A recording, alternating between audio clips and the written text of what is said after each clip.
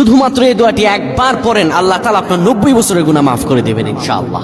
আপনার 90 বছরের গুনাহ মাফ হয়ে যাবে যদি মাত্র এই দোয়াটি যদি একবার পড়তে পারেন। আপনার ভাগ্য খুলে যাবে, রিজিকে বরকত আসবে, মনের ন্যাক আশা পূরণ হবে, আল্লাহ আপনার সব দোয়া কবুল করে দিবেন। সুবহানাল্লাহি ওয়া বিহামদি।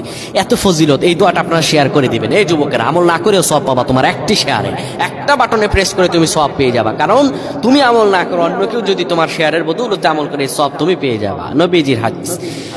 আমার ভাইয়েরা, আল্লাহর কাছে দোয়া করা, আল্লাহর কাছে দোয়া চাওয়া, এটি হলো মুমিনদের কাজ। আমার আল্লাহ বান্দাকে বলেন, বান্দারে উদউনি আস্তাজিব লাকুম, আমার কাছে চাও, আমার কাছে চাইলে আমি আল্লাহ তোমাকে দিয়ে দিব।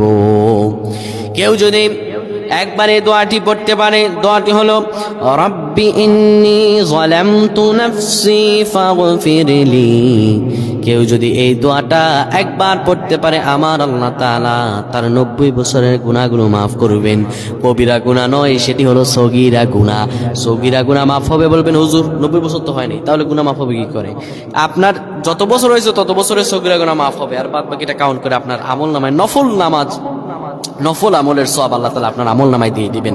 কিন্তু এটির ব্যাপারেও সহিহ সনদে তেমন কোনো গুরুত্ব আরোপ হয়নি, এটির ব্যাপারে তেমন কোনো উল্লেখিত সহিহ সনদ নেই। কিন্তু আমল করতে পারেন, যেহেতু এর অর্থ সুন্দর। আল্লাহ আমাদের কবুল করুক, পড়েন আমিন।